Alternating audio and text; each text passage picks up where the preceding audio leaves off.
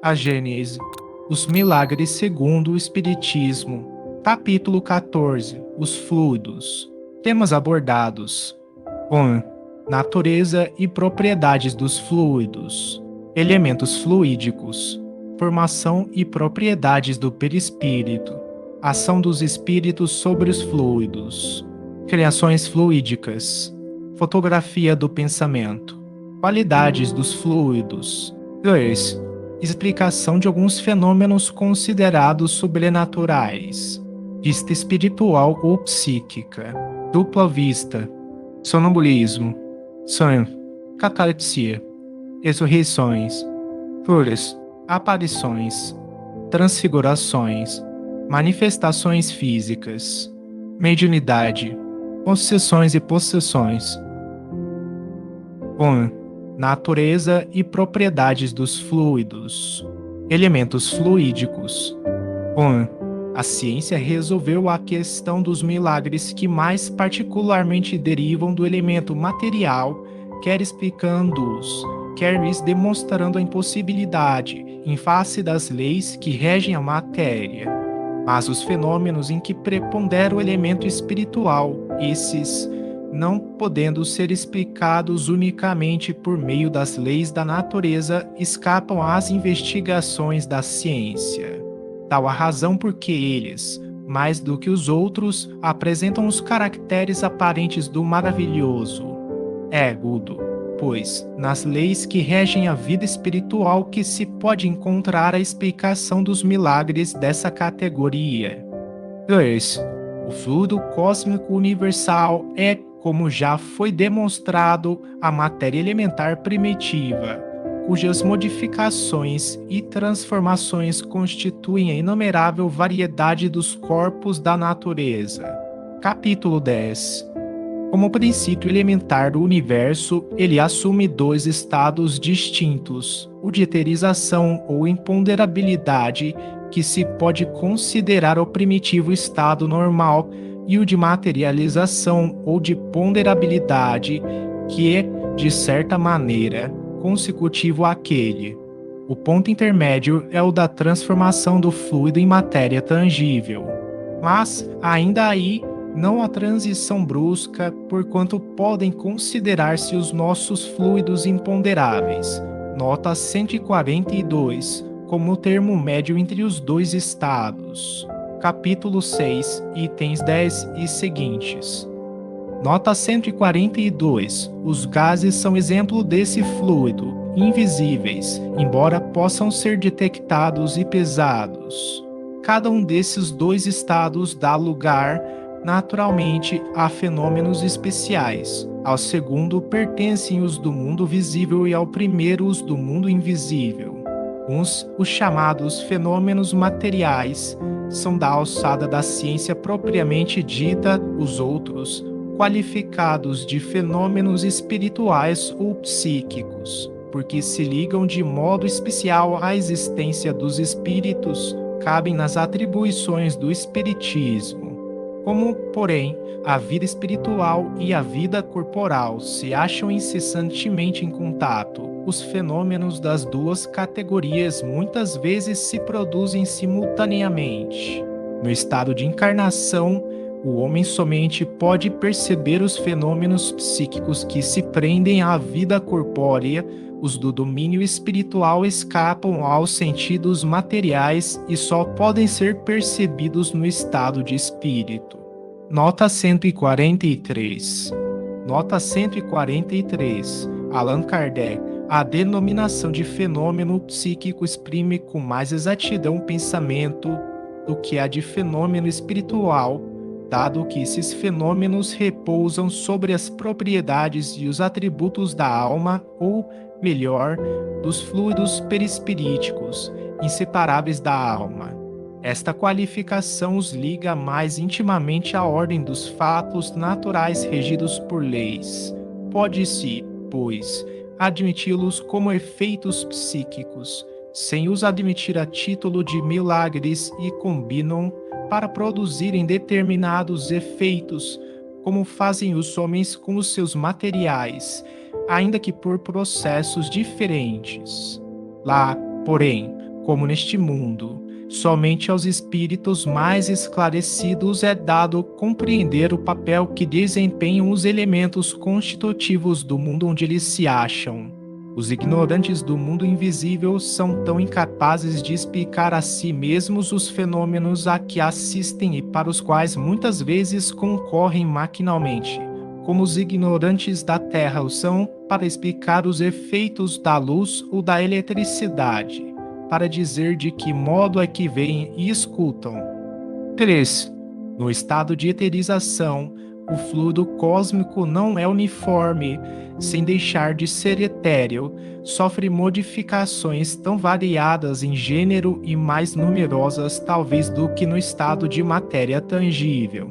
Essas modificações constituem fluidos distintos que, embora procedentes do mesmo princípio, são dotados de propriedades especiais e dão lugar aos fenômenos peculiares ao mundo invisível. Dentro da relatividade de tudo, esses fluidos têm para os espíritos, que também são fluídicos, uma aparência tão material quanto a dos objetos tangíveis para os encarnados e são, para eles, os espíritos, o que são para nós as substâncias do mundo terrestre. Os espíritos os elaboram. 4. Os elementos fluídicos do mundo espiritual escapam aos nossos instrumentos de análise e à percepção dos nossos sentidos, feitos para perceberem a matéria tangível e não a matéria etérea. Alguns pertencentes a um meio diverso a tal ponto do nosso, que dele só podemos fazer ideia mediante comparações tão imperfeitas como aquelas mediante as quais um cego de nascença procura fazer ideia da teoria das cores. Mas entre tais fluidos, aos tão intimamente ligados à vida corporal, que, de certa forma, pertencem ao meio terreno, em falta de observação direta, seus efeitos podem observar-se como se observam os do fluido do ímã, fluido que jamais se viu, podendo-se adquirir sobre a natureza deles conhecimentos de alguma precisão. É essencial esse estudo, porque está nele a chave de uma imensidade de fenômenos que não se conseguem explicar unicamente com as leis da matéria. 5. A pureza absoluta, da qual nada nos pode dar ideia, é o ponto de partida do fluido universal, o ponto oposto é o em que ele se transforma em matéria tangível. Entre esses dois extremos, dão-se inúmeras transformações, mais ou menos aproximadas de um e de outro. Os fluidos mais próximos da materialidade, os menos puros, conseguintemente, compõem o que se pode chamar a atmosfera espiritual da Terra. É desse meio, onde igualmente vários são os graus de pureza que os espíritos encarnados e desencarnados deste planeta aurem os elementos necessários à economia de suas existências. Por muito sutis e impalpáveis que nos sejam esses fluidos, não deixam por isso de ser de natureza grosseira em comparação com os fluidos etéreos das regiões superiores. O mesmo se dá na superfície de todos os mundos, salvo as diferenças de constituição e as condições de vitalidade próprias de cada um. Quanto menos material é a vida neles, tanto menos afinidades têm os fluidos espirituais com a matéria propriamente dita.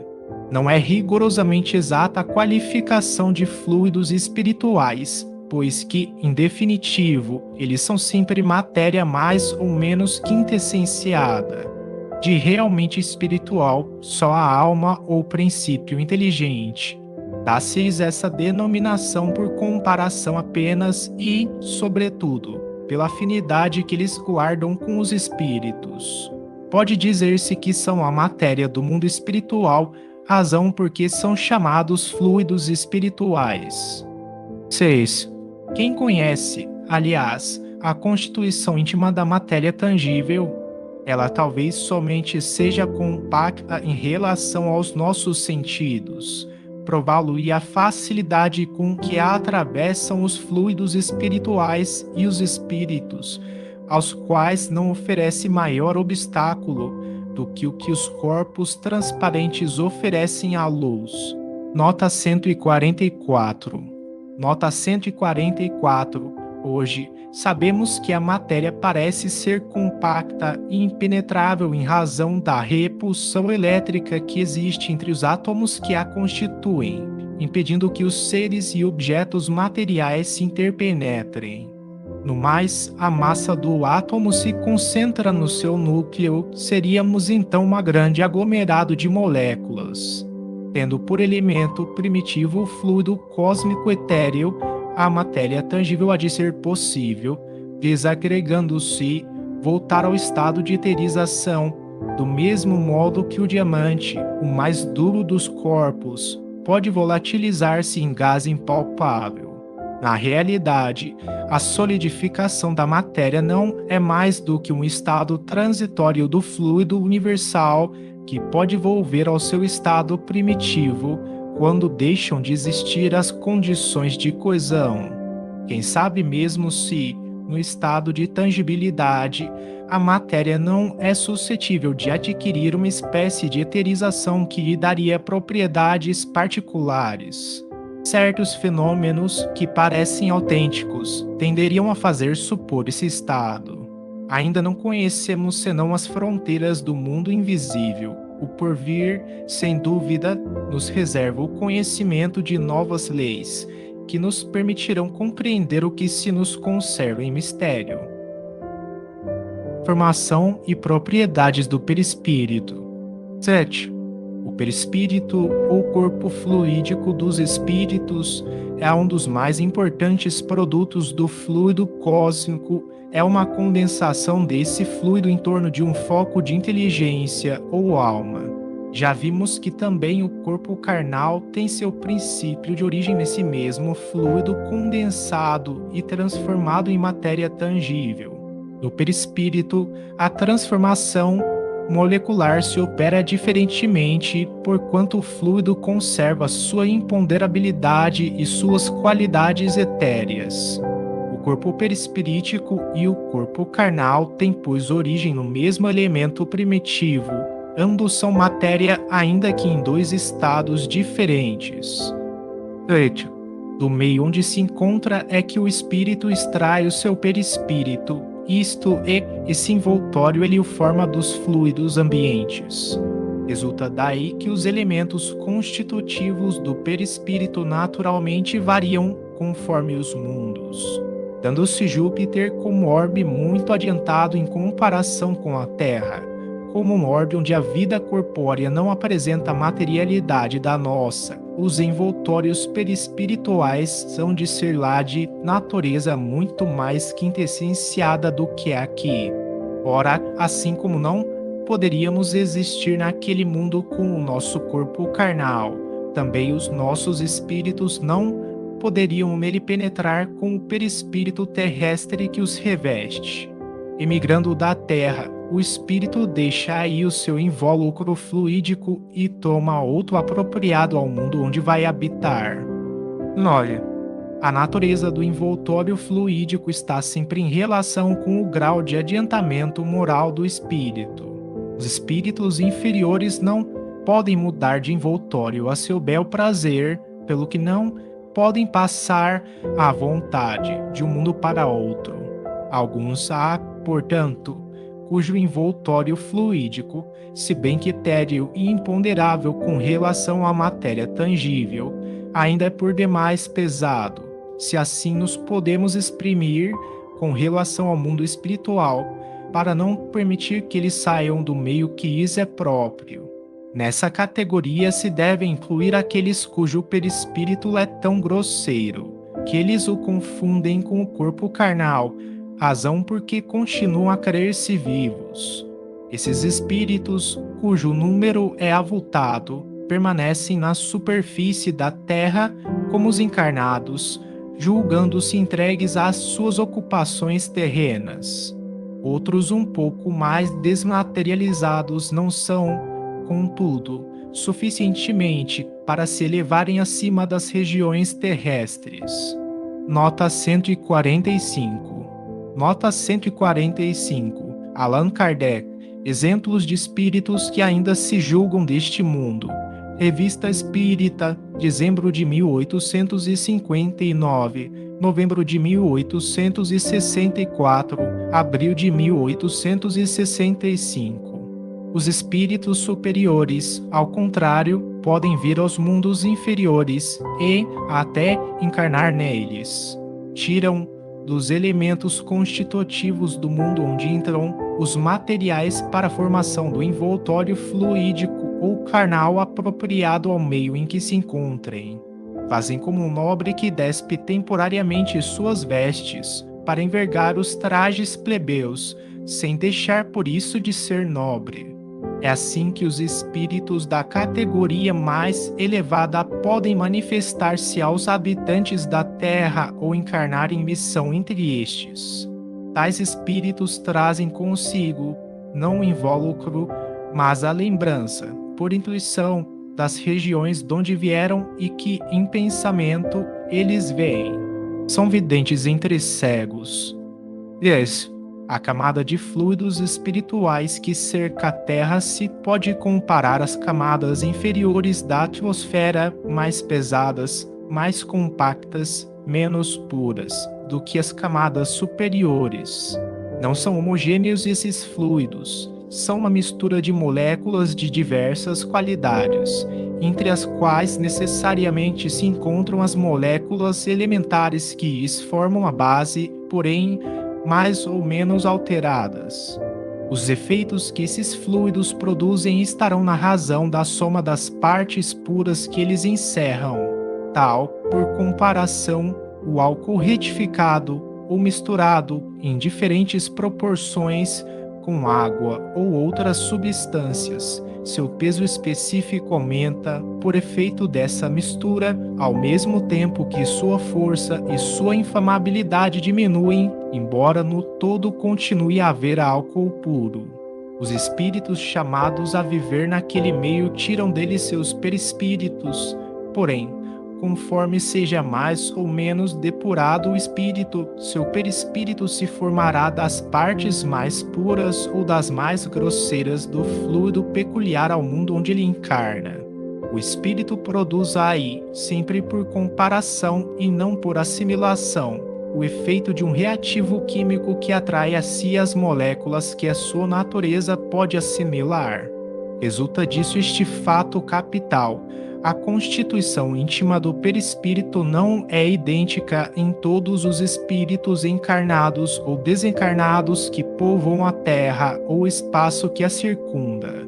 O mesmo já não se dá com o corpo carnal que, como foi demonstrado, se forma dos mesmos elementos, qualquer que seja a superioridade ou a inferioridade do espírito. Por isso, em todos, são os mesmos os efeitos que o corpo produz, semelhantes às necessidades, ao passo que diferem em tudo que respeita ao perispírito. Também resulta que o envoltório perispirítico de um espírito se modifica com o progresso moral que este realiza em cada encarnação, embora ele encarne no mesmo meio que os espíritos superiores, encarnando excepcionalmente em missão no mundo inferior, tem perispírito menos grosseiro do que o dos indígenas. Nota 146. Desse mundo. Nota 146. É preciso salientar que no século XIX as teorias raciais estavam em voga, dando status científico às desigualdades entre os seres humanos. Kardec, porém, codificou toda uma doutrina, o Espiritismo, que tem como base a igualdade entre os homens, pois que todos somos espíritos em busca de evolução, as raças seriam apenas roupagens que vestimos durante determinada encarnação. Onde? O meio está sempre em relação com a natureza dos seres que têm de nele viver, os peixes, na água, os seres terrestres, no ar, os seres espirituais no fluido espiritual ou etéreo, mesmo que estejam na terra. O fluido etéreo está para as necessidades do espírito, como a atmosfera para as dos encarnados. Ora, do mesmo modo que os peixes não podem viver no ar, que os animais terrestres não podem viver numa atmosfera muito rara e feita para seus pulmões, os espíritos inferiores não podem suportar o brilho e a impressão dos fluidos mais etéreos. Não morreriam no meio desses fluidos, porque o espírito não morre, mas uma força instintiva os mantém afastados dali, como a criatura terrena se afasta de um fogo muito ardente ou de uma luz muito deslumbrante. Eis aí porque não podem sair do meio que lhes é apropriado à natureza. Para mudarem de meio, precisam antes mudar de natureza, despojar-se dos instintos materiais que os retêm nos meios materiais. Numa palavra, que se depurem e moralmente se transformem. Então, gradualmente se identificam com um meio mais depurado, que se lhes torna uma necessidade, como os olhos, para quem viveu longo tempo nas trevas, insensivelmente se habituam à luz do dia e ao fulgor do sol. E hoje, assim, tudo no universo se liga, tudo se encadeia, tudo se acha submetido à grande e harmoniosa lei de unidade, desde a mais compacta materialidade até a mais pura espiritualidade. A terra é qual vaso donde se escapa uma fumaça densa que vai clareando à medida que se eleva, e essas parcelas rarefeitas se perdem no espaço infinito. A potência divina refugia em todas as partes desse grandioso conjunto e, no entanto, quer-se que Deus, não contente com o que há feito, venha perturbar essa harmonia, que se rebaixe ao papel de mágico, produzindo efeitos pueris, dignos de um prestidigitador. E usa-se, ainda por cima, dar-lhe como rival em habilidade o próprio Satanás. Não haveria modo de amesquinhar mais a majestade divina, e admiram-se de que a incredulidade progrida. Tendes razão de dizer, a fé vai-se. Mas aqui se vai é a fé em tudo o que aberra do bom senso e da razão. É a fé idêntica que outrora levava a dizerem, dom-se os deuses. A fé, porém, nas coisas sérias, a fé em Deus e na imortalidade, essa está sempre vivaz no coração do homem e, por mais sufocada que tenha sido sob o amontoado de histórias pueris com que a oprimiram, ela se reerguerá mais forte, desde que se sinta libertada, tal como a planta que, comprimida, se levanta de novo, logo que a banham os raios do sol. Efetivamente, tudo é milagre na natureza, porque tudo é admirável e dá testemunho da sabedoria divina. Esses milagres se patenteiam a toda a gente, a todos os que têm olhos de ver e ouvidos de ouvir, e não em proveito apenas de alguns. Não, milagres não há no sentido que comumente emprestam a essa palavra, porque tudo decorre das leis eternas da criação, leis essas perfeitas. Ação dos espíritos sobre os fluidos. Criações fluídicas. Fotografia do pensamento. 13. Os fluidos espirituais, que constituem um dos estados do fluido cósmico universal, são, a bem dizer, a atmosfera dos seres espirituais, o elemento donde eles tiram os materiais sobre que operam, o meio onde ocorrem os fenômenos especiais, perceptíveis à visão e à audição do espírito, mas que escapam aos sentidos carnais, impressionáveis somente à matéria tangível, o meio onde se forma a luz peculiar ao mundo espiritual, diferente pela causa e pelos efeitos da luz ordinária. Finalmente, o veículo do pensamento, como o ar é do som. 14. Os espíritos atuam sobre os fluidos espirituais, não manipulando-os como os homens manipulam os gases, mas empregando o pensamento e a vontade. Para os espíritos, o pensamento e a vontade são o que é a mão para o homem. Pelo pensamento, eles imprimem àqueles fluidos tal ou qual direção, os aglomeram, combinam ou dispersam, organizam com eles conjuntos que apresentam uma aparência, uma forma, uma coloração determinadas. Mudam-lhes as propriedades, como um químico muda dos gases ou de outros corpos, combinando segundo certas leis. É a grande oficina ou laboratório da vida espiritual. Algumas vezes, essas transformações resultam de uma intenção, outras são produto de um pensamento inconsciente. Basta que o espírito pense uma coisa para que esta se produza, como basta que modele uma área para que esta repercuta na atmosfera. É assim, por exemplo, que um espírito se faz visível a um encarnado que possua vista psíquica sob as aparências que tinha quando vivo na época em que o segundo o conheceu, embora haja lhe tido, depois dessa época, muitas encarnações. Apresenta-se com o vestuário, os sinais exteriores, enfermidades, cicatrizes, membros amputados, etc. Que tinha então? Um decapitado se apresentará sem a cabeça. Não quer isso dizer que haja conservado essas aparências, certo que não, porquanto, como espírito, ele não é coxo, nem maneta, nem zarolho, nem decapitado. O que se dá é que, retrocedendo seu pensamento à época em que tinha tais defeitos, seu perispírito lhes toma instantaneamente as aparências, que deixam de existir logo que o mesmo pensamento cessa de agir naquele sentido. Se, pois, de uma vez ele foi negro e branco de outra, apresentar-se-á como branco ou negro, conforme a encarnação a que se refira a sua evocação e a que se transporte o seu pensamento. Por análogo efeito, o pensamento do espírito cria fluidicamente os objetos que ele esteja habituado a usar.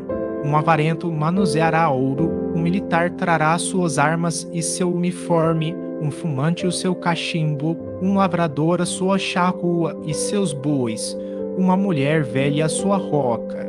Para o espírito, que é também ele fluídico, esses objetos fluídicos são tão reais, como eram no estado material para o homem vivo, mas, pela razão de serem criações do pensamento, a existência deles é tão fugitiva quanto a deste.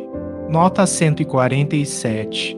Nota 147, Allan Kardec, Revista Espírita, junho de 1859. O Livro dos Médiuns, segunda parte, capítulo 8. Kenji. Sendo os fluidos o veículo do pensamento, este atua sobre os fluidos como o som sobre o ar, eles nos trazem o pensamento, como o ar nos traz o som. Pode-se, pois, dizer, sem receio de errar, que há, nesses fluidos, ondas e raios de pensamentos que se cruzam sem se confundirem, como há no ar ondas e vibrações sonoros. A mais, criando imagens fluídicas, o pensamento se reflete no envoltório perispirítico, como no espelho, toma nele corpo e aí, de certo modo, se fotografa. Tem um homem, por exemplo, a ideia de matar a outro, embora o corpo material se lhe conserve impassível. Seu corpo fluídico é posto em ação pelo pensamento e reproduz todos os matizes deste último, executa fluidicamente o gesto, o ato que intentou praticar. O pensamento cria a imagem da vítima e a cena inteira é pintada, como num quadro, tal qual se lhe desenrola no espírito.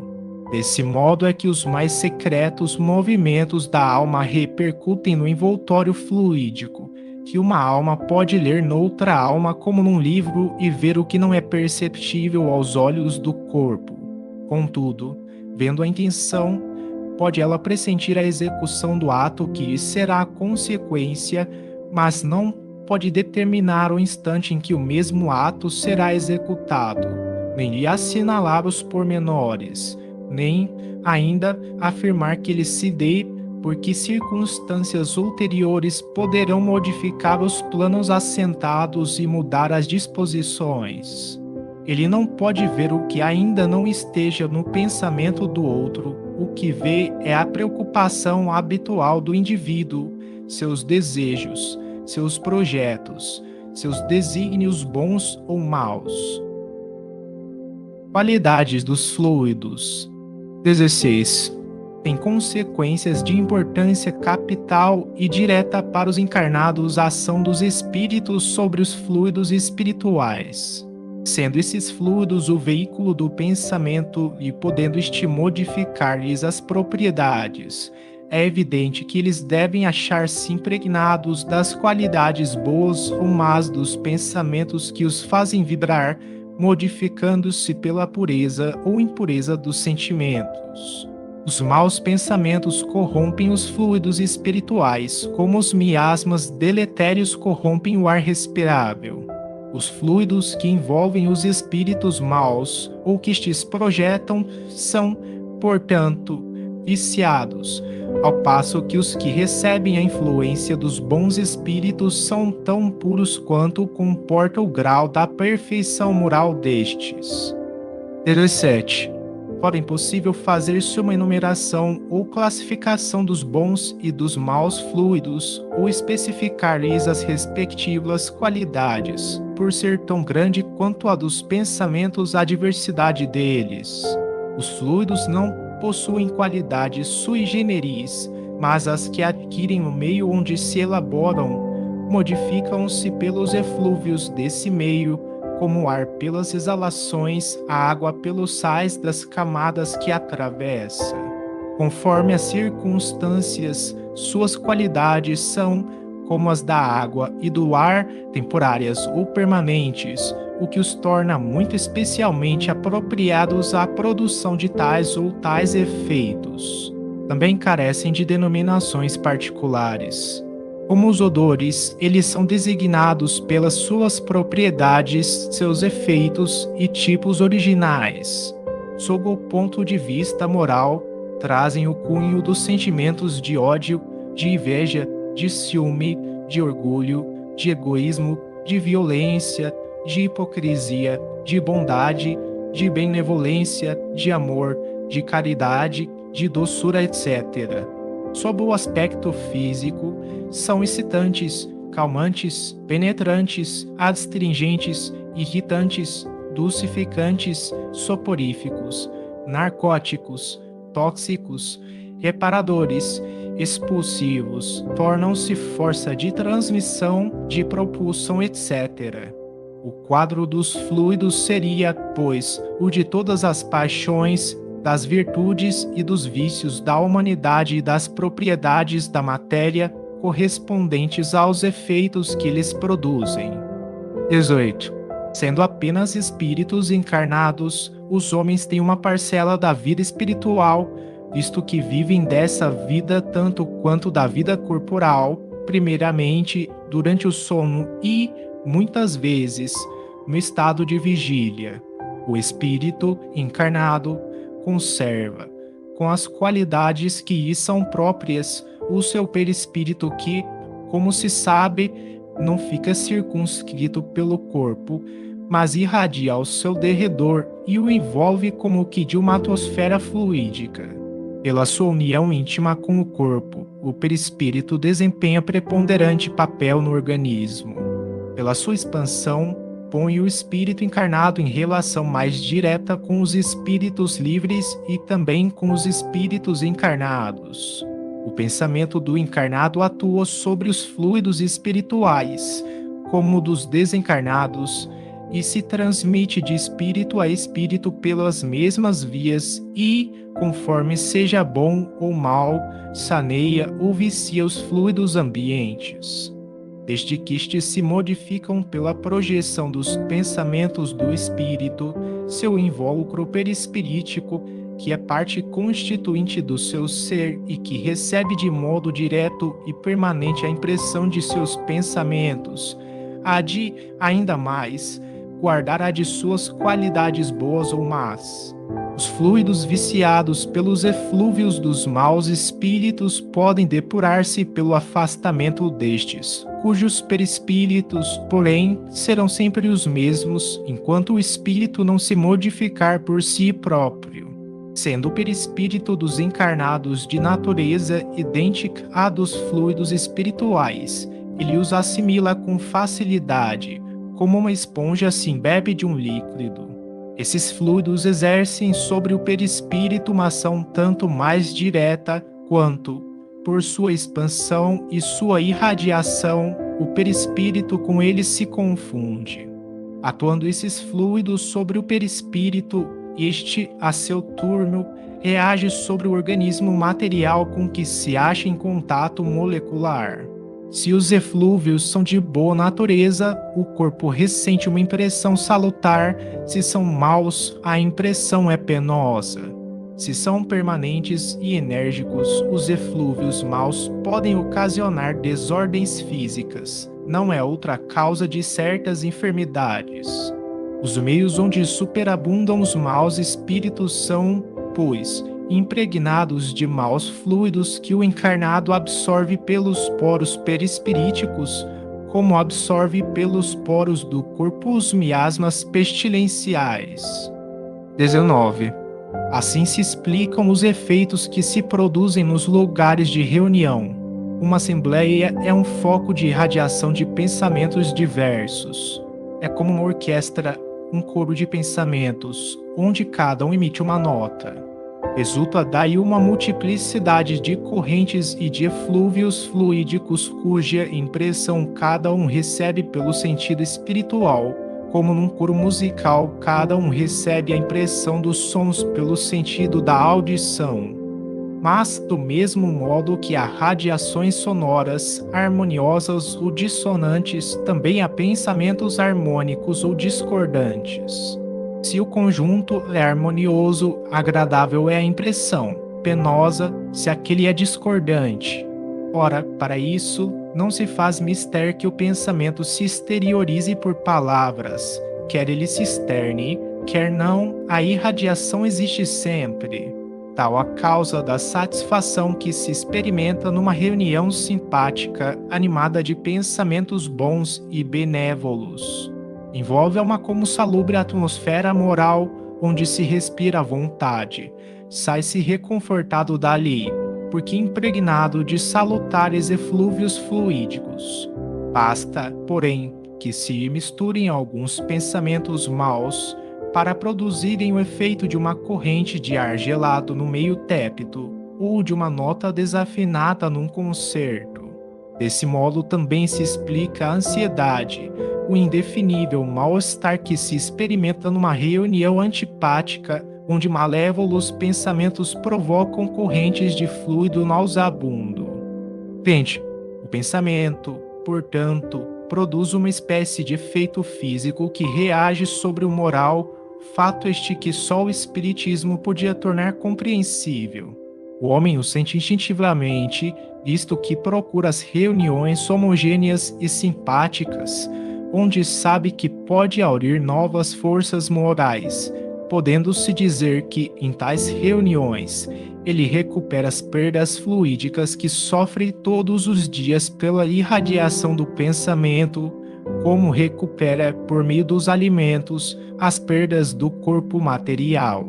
É que, com efeito, o pensamento é uma emissão que ocasiona a perda real de fluidos espirituais e, conseguintemente, de fluidos materiais, de maneira tal que o homem precisa retemperar-se com os eflúvios que recebe do exterior. Quando se diz que o médico opera a cura de um doente por meio de boas palavras, enuncia-se uma verdade absoluta, pois que um pensamento bondoso traz consigo fluidos reparadores que atuam sobre o físico, tanto quanto sobre o moral. 21. Dir-se-á que se podem evitar os homens sabidamente mal intencionados. É fora de dúvida, mas como fugiremos à influência dos maus espíritos que pululam em torno de nós e por toda parte se insinuam sem serem vistos? O meio é muito simples, porque depende da vontade do homem, que traz consigo o necessário preservativo.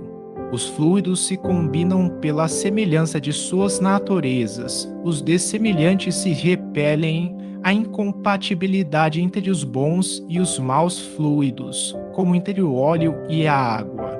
E se faz quando está viciado o ar.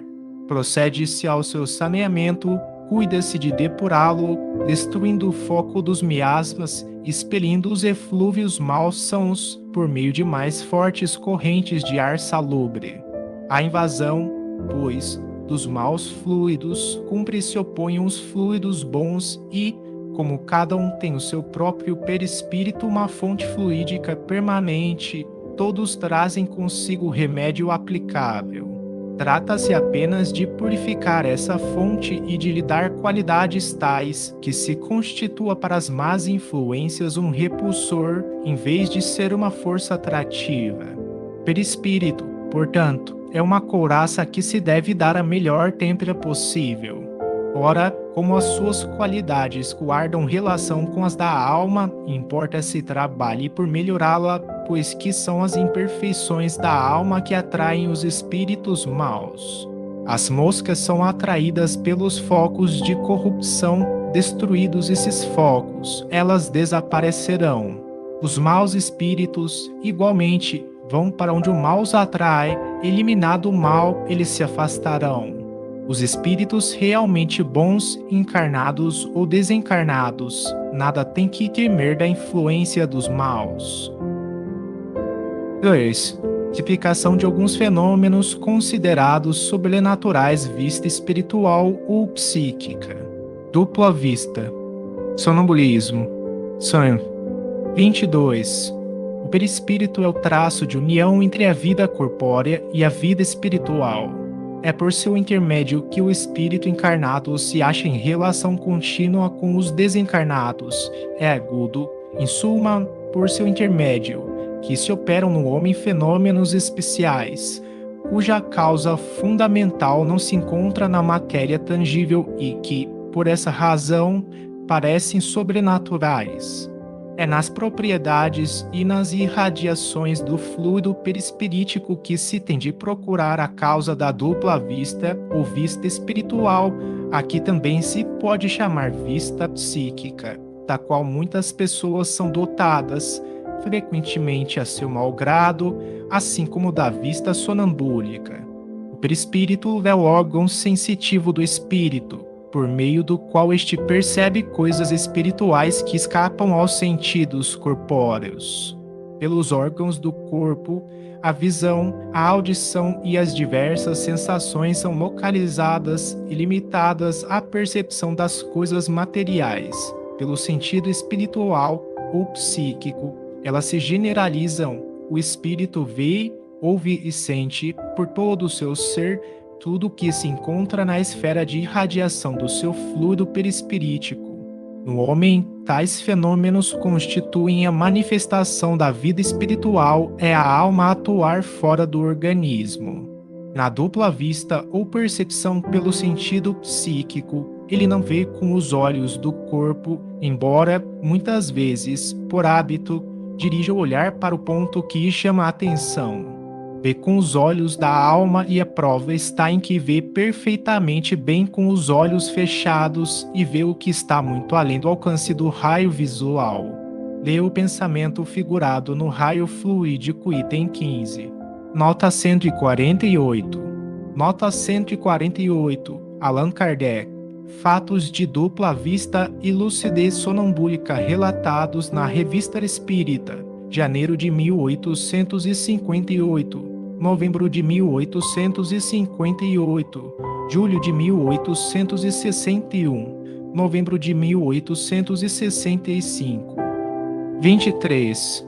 Embora, durante a vida, o espírito se encontre preso ao corpo pelo perispírito, não se acha tão escravizado que não possa alongar a cadeia que o prende e transportar-se a um ponto distante, quer sobre a terra, quer do espaço. Repugna ao espírito estar ligado ao corpo, porque a sua vida normal é a de liberdade e a vida corporal é a do servo preso à gleba. Ele, por conseguinte, se sente feliz em deixar o corpo, como o pássaro em se encontrar fora da gaiola, pelo que aproveita todas as ocasiões que se oferecem para dela se escapar. de todos os instantes em que a sua presença não é necessária à vida de relação. Esse então fenômeno a que se dá o nome de emancipação da alma, fenômeno que se produz sempre durante o sono. De todas as vezes que o corpo repousa, que os sentidos ficam inativos, o espírito se desprende. O Livro dos Espíritos, parte 2, capítulo 8. Nesses momentos ele vive da vida espiritual, enquanto que o corpo vive apenas da vida vegetativa, acha-se, em parte, no estado em que se achará após a morte, percorre o espaço, confabula com os amigos e outros espíritos, livres ou encarnados também. O laço fluídico que o prende ao corpo só por ocasião da morte se rompe definitivamente. A separação completa somente se dá por efeito da extinção absoluta da atividade vital. Enquanto o corpo vive, o espírito, a qualquer distância que esteja, é instantaneamente chamado à sua prisão, desde que a sua presença aí se torne necessária. Ele, então, retoma o curso da vida exterior de relação. Por vezes, ao despertar, conserva das suas peregrinações uma lembrança, uma imagem mais ou menos precisa que constitui o sonho. Quando nada, traz delas intuições que lhe sugerem ideias e pensamentos novos e justificam o provérbio: a noite é boa conselheira. Assim, igualmente se explicam certos fenômenos característicos do sonambulismo natural e magnético, da catalepsia, da letargia, do êxtase, etc., e que mais não são do que manifestações da vida espiritual. Nota 149. Nota 149. Allan Kardec. Casos de letargia e de catalepsia. Revista Espírita, Senhora Schwabinhaus, setembro de 1858, A Jovem Cataléptica da Suábia, janeiro de 1866. 24.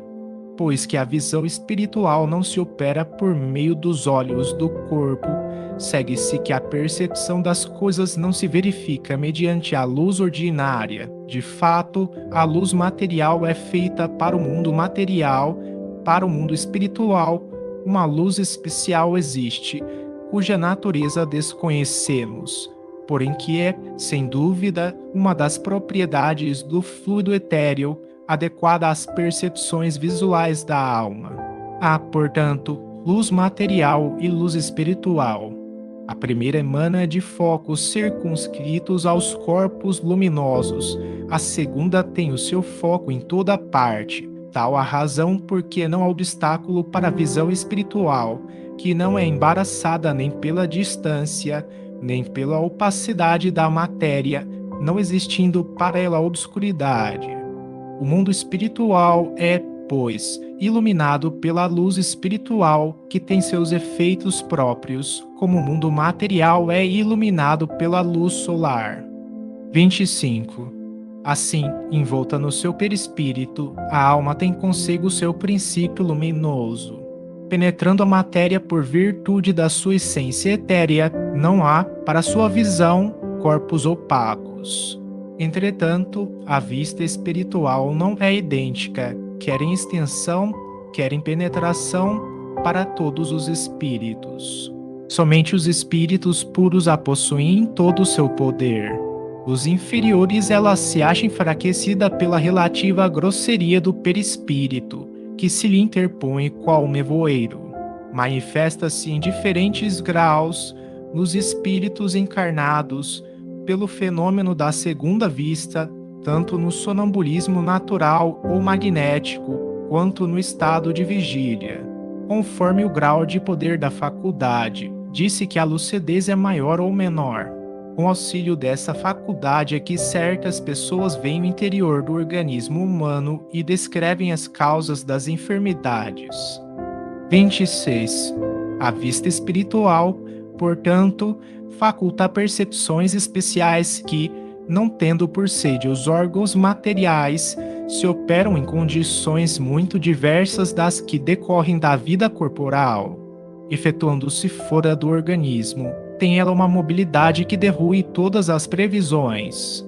Indispensável se torna estudá-la em seus efeitos e em suas causas, e não assimilando-a à vista ordinária que ela não se destina a suprir, salvo casos excepcionais, que se não poderiam tomar como regra. 27.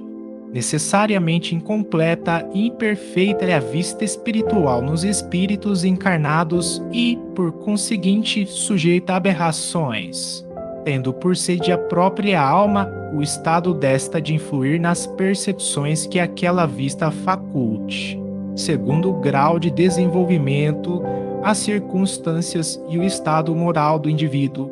Pode ela dar, quer durante o sono, quer no estado de vigília, primeiro, a percepção de certos fatos materiais e reais, como o conhecimento de alguns que ocorram a grande distância, os detalhes descritivos de uma localidade, as causas de uma enfermidade e os remédios convenientes. Segundo, a percepção de coisas igualmente reais do mundo espiritual, como a presença dos espíritos. Terceiro, imagens fantásticas criadas pela imaginação, análogas às criações fluídicas do pensamento. Veja-se acima o item 14.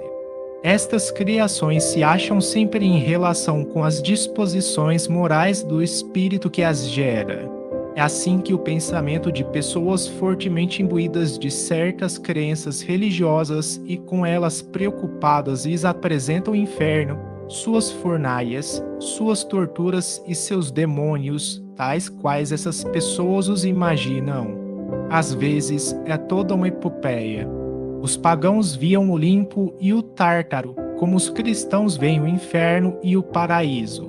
Se, ao despertarem ou ao saírem do êxtase, conservam lembrança exata de suas visões, os que as tiveram tomam-nas como realidades confirmativas de suas crenças, quando tudo não passa de produto de seus próprios pensamentos. Nota 150. Cumpre, pois, se faça uma distinção muito rigorosa nas visões estáticas, antes que se lhes dê crédito. A tal propósito, o remédio para a excessiva credulidade é o estudo das leis que regem o mundo espiritual. Nota 150. Allan Kardec. Podem explicar-se assim as visões da irmã Elmerich que, reportando-se ao tempo da paixão do Cristo, diz ter visto coisas materiais que nunca existiram, senão nos livros que ela leu, as da senhora Cantanilha, Revista Espírita de agosto de 1866 e uma parte das de Swedenborg. 28. Os sonhos propriamente ditos apresentam os 3 caracteres das visões acima descritas. As 2 primeiras categorias dessas visões pertencem aos sonhos de previsões, pressentimentos e avisos. Nota 151. Na terceira, isto é, nas criações fluídicas do pensamento, é que se pode deparar com a causa de certas imagens fantásticas, que nada tem de real com relação à vida corpórea, mas que apresentam às vezes, para o espírito, uma realidade tal que o corpo lhe sente o contra-choque, havendo casos em que os cabelos embranquecem sob a impressão de um sonho. Nota 151. Allan Kardec. Veja-se abaixo o capítulo 116, Teoria da Presciência, itens 1 a 3. Podem essas criações ser provocadas pela exaltação das crenças, por lembranças retrospectivas, por gostos, desejos, paixões, temor, remorsos, pelas preocupações habituais, pelas necessidades do corpo ou por um embaraço nas funções do organismo, finalmente, por outros espíritos, com objetivo benévolo ou maléfico, conforme a sua natureza. Nota 152. Nota 152. Allan Kardec, Revista Espírita, junho de 1866, setembro de 1866. O Livro dos Espíritos, parte 2ª, capítulo 8, questão 400. Catalepsia. Ressurreições. 29. A matéria inerte é insensível, o fluido perispirítico igualmente o é, mas transmite a sensação ao centro sensitivo, que é o espírito. As lesões dolorosas do corpo repercutem, pois, no espírito, qual choque elétrico, por intermédio do fluido perispiritual que parece ter nos nervos os seus fios condutores. É o influxo nervoso dos fisiologistas que, desconhecendo as relações desse fluido com o princípio espiritual, ainda não puderam achar explicação para todos os efeitos.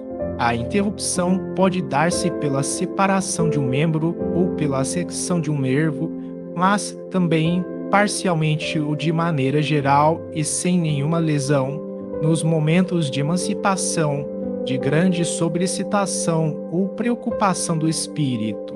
Nesse estado, o espírito não pensa no corpo e, em sua febril atividade, atrai a si, por assim dizer, o fluido perispiritual que, retirando-se da superfície, produz aí uma insensibilidade momentânea.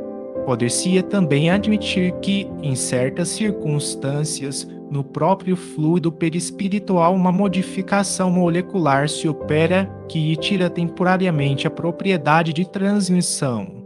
É por isso que, muitas vezes, no ardor do combate, um militar não percebe que está ferido e que uma pessoa cuja atenção se acha concentrada num trabalho não ouve o ruído que se faz em torno.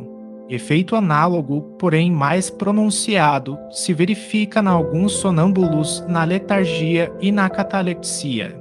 Finalmente, do mesmo modo também se pode explicar a insensibilidade dos convulsionários e de muitos mártires.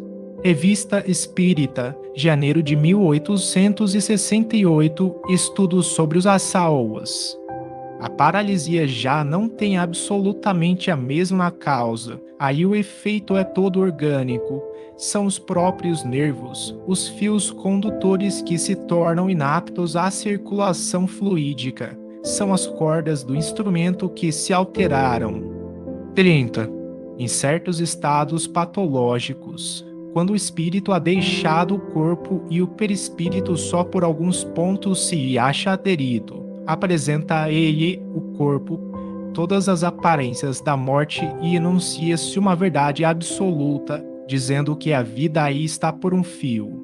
Semelhante estado pode durar mais ou menos tempo, podem mesmo algumas partes do corpo entrar em decomposição, sem que, no entanto, a vida se ache definitivamente extinta. Enquanto não se haja rompido o último fio, pode o espírito, quer por uma ação enérgica, da sua própria vontade, quer por um influxo fluídico estranho, igualmente forte, ser chamado a volver ao corpo. É como se explicam certos fatos de prolongamento da vida contra todas as probabilidades e algumas supostas ressurreições. É a planta renascer, como às vezes se dá, de uma só fibrila da raiz. Quando, porém, as últimas moléculas do corpo fluídico se têm destacado do corpo carnal, ou quando este último ha chegado a um estado irreparável de degradação, impossível se torna todo o regresso à vida. Nota 153. Nota 153. Allan Kardec. Exemplos. Revista Espírita. O Dr. Cardon. Agosto de 1863. Uma ressurreição. A Mulher Corsa. Maio de 1866. Flores. 31. Como se ha visto, o fluido universal é o elemento primitivo do corpo carnal e do perispírito, os quais são simples transformações dele. Pela identidade da sua natureza, esse fluido, condensado no perispírito, pode fornecer princípios reparadores ao corpo. O espírito, encarnado ou desencarnado, é o agente propulsor que infiltra num corpo deteriorado uma parte da substância do seu envoltório fluídico. A cura se opera mediante a substituição de uma molécula malsã por uma molécula sã. O poder curativo estará, pois, na razão direta da pureza da substância inoculada, mas depende também da energia da vontade que, quanto maior for, tanto mais abundante emissão fluídica provocará e tanto maior força de penetração dará ao fluido. Depende ainda das intenções daquele que deseje realizar a cura, seja homem ou espírito. Os fluidos que emanam de uma fonte impura são quais substâncias medicamentosas alteradas. 32. São extremamente variados os efeitos da ação fluídica sobre os doentes, de acordo com as circunstâncias. Algumas vezes é lenta e reclama tratamento prolongado, como no magnetismo ordinário. Outras vezes é rápida, como uma corrente elétrica. Há pessoas dotadas de tal poder que operam curas instantâneas em alguns doentes, por meio apenas da imposição das mãos ou até exclusivamente por ato da vontade. Entre os dois polos extremos dessa faculdade há infinitos matizes. Todas as curas desse gênero são variedades do magnetismo e só diferem pela intensidade e pela rapidez da ação. O princípio é sempre o mesmo, o fluido, a desempenhar o papel de agente terapêutico e cujo efeito se acha subordinado à sua qualidade e às circunstâncias especiais. 33. A ação magnética pode produzir-se de muitas maneiras. Primeiro, pelo próprio fluido do magnetizador, é o magnetismo propriamente dito ou magnetismo humano, cuja ação se acha astrita à força e, sobretudo, à qualidade do fluido. Segundo, pelo fluido dos espíritos, atuando diretamente e sem intermediário sobre o encarnado, seja para o curar ou acalmar um sofrimento, seja para provocar o sono sonambúlico espontâneo, seja para exercer sobre o indivíduo uma influência física ou moral qualquer. É o magnetismo espiritual, cuja qualidade está na razão direta das qualidades do espírito, nota 154. Nota 154, Allan Kardec, exemplos, Revista Espírita, fevereiro de 1863, abril de 1865, setembro de 1865. Terceiro, pelos fluidos que os espíritos derramam sobre o magnetizador, que serve de veículo para esse derramamento. É o magnetismo misto semi-espiritual ou, se o preferirem, humano-espiritual. Combinado com o fluido humano, o fluido espiritual lhe imprime qualidades de que ele carece. Em tais circunstâncias, o concurso dos espíritos é a miúde espontâneo, porém, as mais das vezes, provocado por um apelo do magnetizador. 34. É muito comum a faculdade de curar pela influência fluídica e pode desenvolver-se por meio do exercício, mas a de curar instantaneamente pela imposição das mãos, essa é mais rara e o seu grau máximo se deve considerar excepcional. No entanto, em épocas diversas e no seio de quase todos os povos, surgiram indivíduos que a possuíam em grau eminente. Nestes últimos tempos, apareceram muitos exemplos notáveis, cuja autenticidade não sofre contestação, uma vez que as curas desse gênero assentam num princípio natural e que o poder de operá-las não constitui privilégio, o que se segue é que elas não se operam fora da natureza e que só são miraculosas na aparência. Nota 155. Nota 155. Allan Kardec. Casos de curas instantâneas relatados na Revista Espírita. O Príncipe de Hohenlohe, dezembro de 1866. Sobre as curas do Sr. Jacob, outubro e novembro de 1866. Outubro e novembro de 1867. Simonet, agosto de 1867. O Alcaide Hassan, outubro de 1867, Ukura Gassner, novembro de 1867. Aparições, transfigurações. 35. Para nós, o perispírito, o seu estado normal é invisível, mas, como é formado de substância etérea, o espírito, em certos casos, pode, por ato da sua vontade, fazê-lo passar por uma modificação molecular que o torna momentaneamente visível. É assim que se produzem as aparições, que não se dão do mesmo modo que os outros fenômenos fora das leis da natureza. Nada tem-se de mais extraordinário do que o do vapor que, quando muito rarefeito, é invisível, mas que se torna visível quando condensado. Conforme o grau de condensação do fluido perispirítico, a aparição é às vezes vaga e vaporosa, doutras vezes mais nitidamente definida, doutras, enfim, com todas as aparências da matéria tangível.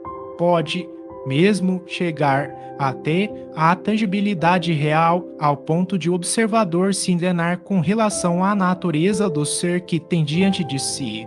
São frequentes as aparições vaporosas, forma sob a qual muitos indivíduos, depois de terem morrido, se apresentam às pessoas que lhes são afeiçoadas. As aparições tangíveis são mais raras, se bem haja delas numerosíssimos casos perfeitamente autenticados. Se o espírito quer dar-se a conhecer, imprime ao seu envoltório todos os sinais exteriores que tinha quando vivo. Nota 156. Nota 156. Allan Kardec. O Livro dos Médiuns, segunda parte, capítulos 6 e 7. 36. É de notar-se que as aparições tangíveis só têm da matéria carnal as aparências, não poderiam ter delas qualidades. Em virtude da sua natureza fluídica, não podem ter a coesão da matéria, porque, em realidade, não há nelas carne. Formam-se instantaneamente e instantaneamente desaparecem ou se evaporam pela desagregação das moléculas fluídicas. Nota 157.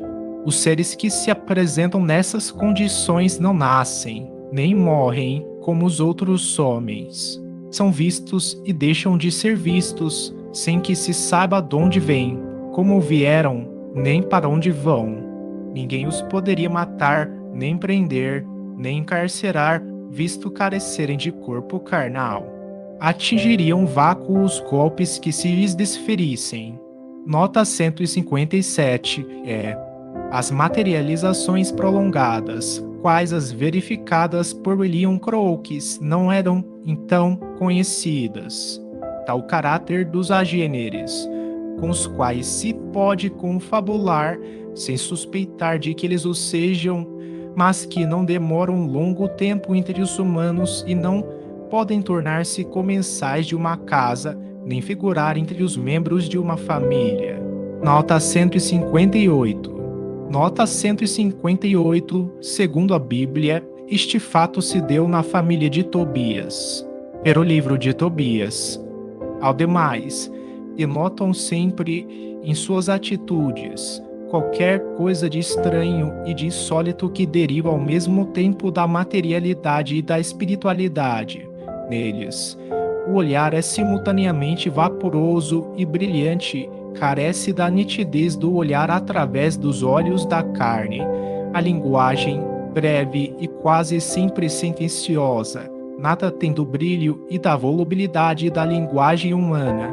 A aproximação deles causa uma sensação singular e indefinível de surpresa, que inspira uma espécie de temor, e quem com eles se põe em contato, embora os tome por indivíduos quais todos os outros, é levado a dizer involuntariamente: ali está uma criatura singular. Nota 159. Nota 159. Allan Kardec. Exemplos de aparições vaporosas ou tangíveis e de agêneres. Revista Espírita, janeiro de 1858, outubro de 1858, fevereiro de 1859, março de 1859, janeiro de 1859, novembro de 1859, agosto de 1859, abril de 1860, maio de 1860, julho de 1861, abril de 1866. O lavrador Martinho, apresentado à luz 18, detalhes completos, dezembro de 1866. 37.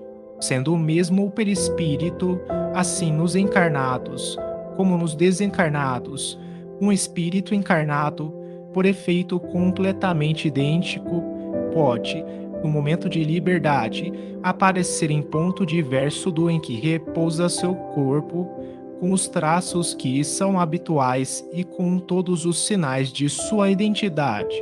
Foi esse fenômeno, do qual se conhecem muitos casos autênticos, que deu lugar à crença nos homens duplos. Nota 160. Nota 160. Allan Kardec. Exemplos de aparições de pessoas vivas. Revista Espírita de dezembro de 1858, fevereiro de 1859, agosto de 1859, novembro de 1860. 38. Um efeito peculiar aos fenômenos dessa espécie consiste em que as aparições vaporosas e, mesmo, tangíveis, não são perceptíveis a toda a gente indistintamente. Os espíritos só se mostram quando o querem e a quem também o querem. Um espírito, pois, poderia aparecer numa assembleia a um ou a muitos dos presentes e não ser visto pelos demais. Dá-se isso porque as percepções desse gênero se efetuam por meio da vista espiritual e não por intermédio da vista carnal, pois não só aquela não é dada a toda a gente, como pode, se for conveniente, ser retirada pela só vontade do espírito àquele a quem ele não queira mostrar-se, como pode dá-la momentaneamente, se entender necessário. A condensação do fluido perispirítico nas aparições, indo mesmo até a tangibilidade, faltam as propriedades da matéria ordinária. Se tal não se desse, as aparições seriam perceptíveis pelos olhos do corpo e, então, todas as pessoas presentes as perceberiam. Nota 161. Nota 161. Allan Kardec. Devem acolher-se com extrema reserva às narrativas de aparições puramente individuais que, em certos casos, poderiam não passar de efeito de uma imaginação sobreexcitada e, porventura, de uma invenção com fins interesseiros. Convém, pois, levar em conta muito escrupulosamente as circunstâncias, a honradez da pessoa, assim como o interesse que ela possa ter em abusar da credulidade de indivíduos excessivamente confiantes. 39. Podendo o espírito operar transformações na contextura do seu envoltório perispirítico e irradiando-se esse envoltório em torno do corpo qual atmosfera fluídica, pode produzir-se na superfície mesma do corpo um fenômeno análogo ao das aparições. Pode a imagem real do corpo apagar-se mais ou menos completamente sob a camada fluídica e assumir outra aparência, ou, então, vistos através da camada fluídica modificada, os traços primitivos podem tomar outra expressão. Se, saindo do terra a terra, o espírito encarnado se identifica com as coisas do mundo espiritual, pode a expressão de um semblante feio tornar-se bela, radiosa e até luminosa. Se, ao contrário, o espírito é presa de paixões más, um semblante belo pode tomar um aspecto horrendo. Assim se operam as transfigurações, que refletem sempre qualidades e sentimentos predominantes no espírito. O fenômeno resulta, portanto, de uma transformação fluídica. É uma espécie de aparição perispirítica que se produz sobre o próprio corpo do vivo e, algumas vezes, no momento da morte, em lugar de se produzir ao longe, como nas aparições propriamente ditas. O que distingue as aparições desse gênero é o serem geralmente perceptíveis por todos os assistentes e com os olhos do corpo, precisamente por se basearem na matéria carnal visível, ao passo que, nas aparições puramente fluídicas, não há matéria tangível. Nota 162. Nota 162. Allan Kardec, Exemplo e Teoria da Transfiguração. Revista Espírita, março de 1859. O Livro dos Médiuns, segunda parte, capítulo 7. Manifestações físicas. Mediunidade. 40. Os fenômenos das mesas girantes e falantes, da suspensão etérea de corpos pesados, da escrita mediúnica, tão antigos quanto o mundo, porém vulgares hoje, facultam a explicação de alguns outros, análogos e espontâneos, aos quais, pela ignorância da lei que os rege, se atribuía caráter sobrenatural e miraculoso. Tais fenômenos têm por base as propriedades do fluido perispirítico, quer dos encarnados, quer dos espíritos livres. 41. Por meio do seu perispírito é que o espírito atuava sobre o seu corpo vivo, ainda por intermédio desse mesmo fluido é que ele se manifesta, atuando sobre a matéria inerte é que produz fluidos, movimentos de mesa e outros objetos, que os levanta, derriba ou transporta. Nada tem de surpreendente esse fenômeno, se considerarmos que, entre nós, os mais possantes motores se encontram nos fluidos mais rarefeitos e mesmo imponderáveis, como o ar, o vapor e a eletricidade.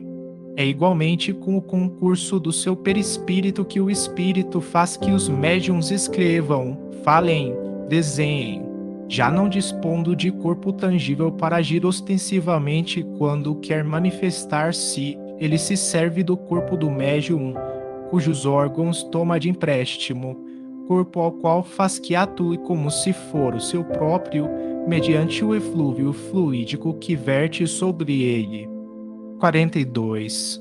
Pelo mesmo processo atua o espírito sobre a mesa, quer para que esta se mova sem que o seu movimento tenha significação determinada, quer para que dê pancadas inteligentes, indicativas das letras do alfabeto, a fim de formarem palavras e frases, fenômeno esse denominado tipologia.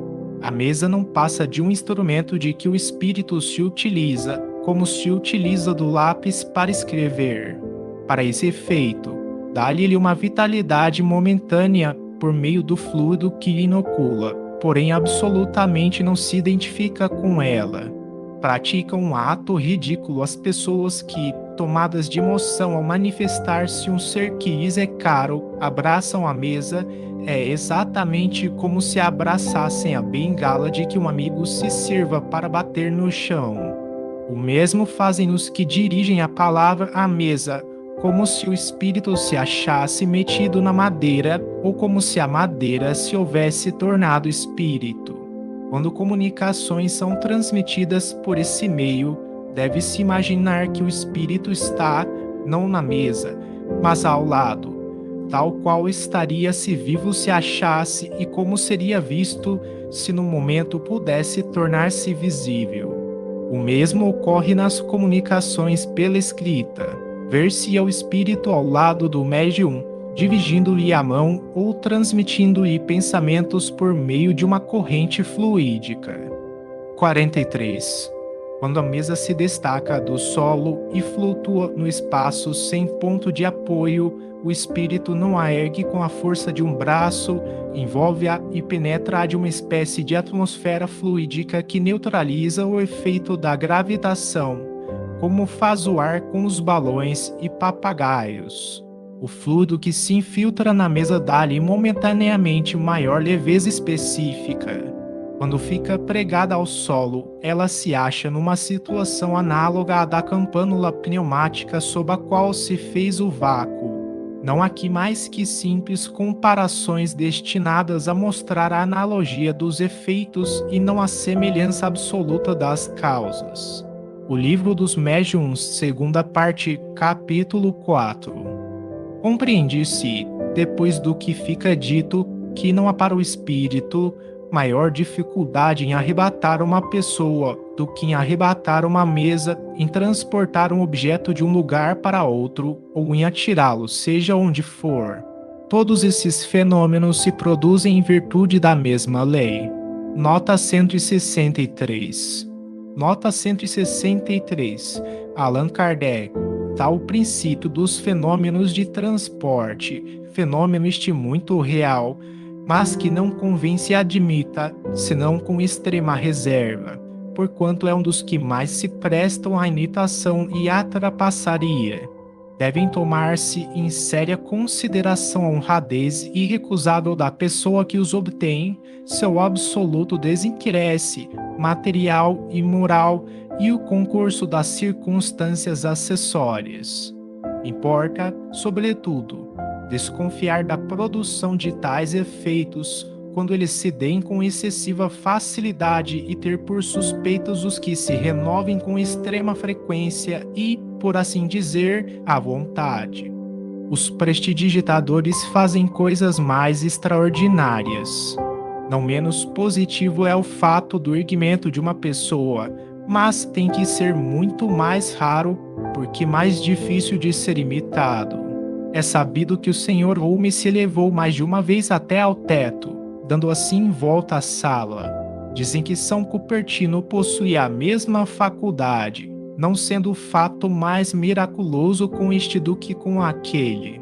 Quando as pancadas são ouvidas na mesa ou algures, não é que o espírito esteja a bater com a mão ou com qualquer objeto. Ele apenas dirige sobre o ponto de onde vem o ruído um jato de fluido e este produz o efeito de um choque elétrico. Tão possível ir é modificar o ruído, como a qualquer pessoa modificar os sons produzidos pelo ar. Nota 164. Nota 164 de Allan Kardec. Casos de manifestações materiais e de perturbações operadas pelos espíritos. Revista Espírita, Manifestações Físicas, A Moça dos Panoramas, janeiro de 1858, Senhorita Clairon, fevereiro de 1858, Espírito Batedor de Bergsaber, narração completa, maio a julho de 1858, de Belcedorf, agosto de 1858, Padeu de Dieppe, março de 1860, fabricante de São Petersburgo, abril de 1860, Rua de Noailles, agosto de 1860, Espírito Batedor do Bey, janeiro de 1861, Flagelo do século XVI, janeiro de 1864, Poitiers, maio de 1864 e maio de 1865, Irmã Maria, junho de 1864, Marselha, abril de 1865, Vive, agosto de 1865, Os Ratos de Equien, fevereiro de 1866. 44. Fenômeno muito frequente na mediunidade é a aptidão de certos médiuns para escrever em língua que lhes é estranha, a explanar, oralmente ou por escrito, assuntos que lhes estão fora do alcance da instrução recebida. Não é raro o caso de alguns que escrevem correntemente sem nunca terem aprendido a escrever, de outros que compõem poesias, sem jamais na vida terem sabido fazer um verso, de outros que desenham, pintam, esculpem, compõem música, tocam um instrumento, sem conhecerem desenho, pintura, escultura ou arte musical. Ocorre frequentemente o fato de um médium escrevente reproduzir com perfeição a grafia e a assinatura que os espíritos, que por ele se comunicam, tinham quando vivos, se bem não as haja ele conhecido. Nada, porém, apresenta esse fenômeno de mais maravilhoso do que o de se fazer que uma criança escreva, guiando-se a mão. Pode-se, dessa maneira, conseguir que ela execute tudo o que se queira. Pode-se fazer que qualquer pessoa escreva num idioma que ela ignore, ditando-se as palavras letra por letra. Compreende-se que o mesmo se possa dar com a mediunidade, desde que se atente na maneira por que os espíritos se comunicam com os médiuns que, para eles, mas não são do que instrumentos passivos. Se, porém, o médium tem o mecanismo, se venceu as dificuldades práticas, se são familiares as expressões, se, finalmente, possui no cérebro os elementos daquilo que o espírito quer fazê-lo executar, ele se acha na posição do homem que sabe ler e escrever correntemente. O trabalho se torna mais fácil e mais rápido. Ao espírito já não resta senão transmitir seus pensamentos ao intérprete para que este os reproduza pelos meios de que dispõe. A aptidão de um médium para coisas que lhe são estranhas também tem frequentemente suas raízes nos conhecimentos que ele possuiu noutra existência e dos quais seu espírito conservou a intuição. Se, por exemplo, ele foi poeta ou músico, mais facilidade encontrará para assimilar o pensamento poético ou musical que um espírito queira fazê-lo expressar. A língua que ele hoje ignora pode ter lhe sido familiar noutra existência, donde maior aptidão sua para escrever mediunicamente nessa língua. Nota 165. Nota 165. Allan Kardec. Aptidão, que algumas pessoas denotam para línguas que elas manejam sem, por assim dizer, a saber aprendido, não tem como origem senão a lembrança intuitiva do que souberam noutra existência. Caso do poeta Mary, relatado na Revista Espírita de novembro de 1864, é uma prova do que dizemos. É evidente que, se na sua mocidade, Mary fora médium, teria escrito em latim tão facilmente como em francês e toda a gente houvera visto nesse fato um prodígio. Obsessões e possessões. 45. Pululam em torno da terra os maus espíritos em consequência da inferioridade moral de seus habitantes. A ação malfazeja desses espíritos é parte integrante dos flagelos com que a humanidade se vê a braços neste mundo. A obsessão, que é um dos efeitos de semelhante ação, como as enfermidades e todas as atribulações da vida, deve, pois, ser considerada como provação ou expiação e aceita com esse caráter. Chama-se obsessão a ação persistente que um espírito mau exerce sobre um indivíduo. Apresenta caracteres muito diferentes, que vão desde a simples influência moral, sem perceptíveis sinais exteriores, até a perturbação completa do organismo e das faculdades mentais. Ela oblitera todas as faculdades mediúnicas. Na mediunidade audiente e psicográfica, traduz-se pela obstinação de um espírito em querer manifestar-se, com exclusão de qualquer outro. 46. Assim como as enfermidades resultam das imperfeições físicas que tornam o corpo acessível às perniciosas influências exteriores, a obsessão decorre sempre de uma imperfeição moral que dá ascendência a um espírito mau. A uma causa física opõe-se uma força física, a uma causa moral preciso se contrapõe uma força moral. Para preservá-lo das enfermidades, fortifica-se o corpo. Para garanti-la contra a obsessão, tem-se que fortalecer a alma, donde, para o obsediado, a necessidade de trabalhar por se melhorar a si próprio, o que as mais das vezes basta para livrá-lo do obsessor sem o socorro de terceiros.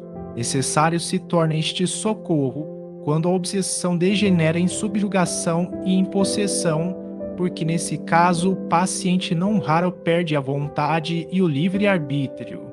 Quase sempre a obsessão exprime vingança tomada por um espírito e cuja origem frequentemente se encontra nas relações que o obsidiado manteve com o obsessor em precedente existência. Nos casos de obsessão grave, o obsidiado fica como que envolto e impregnado de um fluido pernicioso que neutraliza a ação dos fluidos salutares e os repele. É daquele fluido que importa desembaraçá-lo. Ora, um fluido mau não pode ser eliminado por outro igualmente mau. Por meio de ação idêntica à do médium curador, nos casos de enfermidade, preciso se faz expelir um fluido mau com o auxílio de um fluido melhor. Nem sempre, porém, basta esta ação mecânica. Cumpre, sobretudo, atuar sobre o ser inteligente, ao qual é preciso se possua o direito de falar com autoridade, que, entretanto, falece a quem não tenha superioridade moral. Quanto maior esta for, tanto maior também será aquela. Mas ainda não é tudo. Para assegurar a libertação da vítima, indispensável se torna que o espírito perverso seja levado a renunciar aos seus maus desígnios, que se faça que o arrependimento desponte nele, assim como o desejo do bem, por meio de instruções habilmente ministradas, em evocações particularmente feitas com o objetivo de dar educação moral. Pode-se então ter a grata satisfação de libertar um encarnado e de converter um espírito imperfeito. O trabalho se torna mais fácil quando o obsidiado, compreendendo a sua situação, para ele concorre com a vontade e a prece. Outro tanto não sucede quando, seduzido pelo espírito que o domina, se ilude com relação às qualidades deste último e se compraz no erro a que é conduzido, porque, então, longe de a secundar, o obsidiado repele toda a assistência. É o caso da fascinação, infinitamente mais rebelde sempre do que a mais violenta subjugação. O Livro dos Médiuns, segunda parte, capítulo 23. Em todos os casos de obsessão, a prece é o mais poderoso meio de que se dispõe para demover de seus propósitos maléficos o obsessor. 47. Na obsessão, o espírito atua exteriormente, com a ajuda do seu perispírito, que ele identifica com o do encarnado, ficando este afinal enlaçado por uma comuteia e constrangido a proceder contra a sua vontade. Na possessão, em vez de agir exteriormente, o espírito atuante se substitui, por assim dizer, ao espírito encarnado. Toma-lhe o corpo para domicílio, sem que este, no entanto, seja abandonado pelo seu dono, pois que isso só se pode dar pela morte. A possessão, conseguintemente, é sempre temporária, intermitente, porque um espírito desencarnado não pode tomar definitivamente o lugar de um encarnado, pela razão de que a união molecular do perispírito e do corpo só se pode operar no momento da concepção. Capítulo 11, item 18. De posse momentânea do corpo do encarnado, o espírito se serve dele como se seu próprio fora, fala pela sua boca, vê pelos seus olhos, opera com seus braços, conforme o faria se estivesse vivo. Não é como na mediunidade falante, em que o espírito encarnado fala transmitindo o pensamento de um desencarnado. No caso da possessão é mesmo o último que fala e obra. Quem o haja conhecido em vida reconhece a linguagem, a voz, os gestos e até a expressão da fisionomia. 48. Na obsessão há sempre um espírito malfeitor. Na possessão, pode tratar-se de um espírito bom que queira falar e que, para causar maior impressão nos ouvintes, toma do corpo de um encarnado, que voluntariamente lhe o empresta, como emprestaria seu fato a outro encarnado. Isso se verifica sem qualquer perturbação ou incômodo, durante o tempo em que o espírito encarnado se acha em liberdade, com o estado de emancipação, conservando-se este último ao lado do seu substituto para ouvi-lo. Quando é mau o espírito possessor, as coisas se passam de outro modo. Ele não toma moderadamente o corpo do encarnado, arrebata-o, se este não possui bastante força moral para lhe resistir.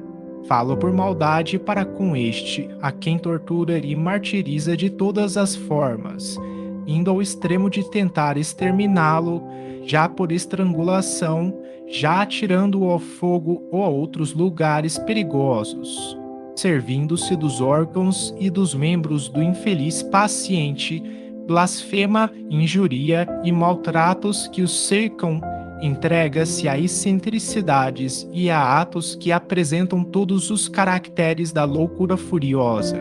São numerosos os fatos deste gênero em diferentes graus de intensidade e não derivam de outra causa muitos casos de loucura. A miúde, há também desordens patológicas que são meras consequências e contra as quais nada adiantam os tratamentos médicos, enquanto subsiste a causa originária, dando a conhecer essa fonte de onde provém uma parte das misérias humanas. O Espiritismo indica o remédio a ser aplicado, atuar sobre o autor do mal que, sendo um ser inteligente, deve ser tratado por meio da inteligência. Nota 166. Nota 166 de Allan Kardec.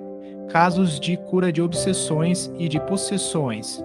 Revista Espírita, dezembro de 1863, janeiro de 1864, junho de 1864, janeiro de 1865, junho de 1865, fevereiro de 1868, junho de 1867.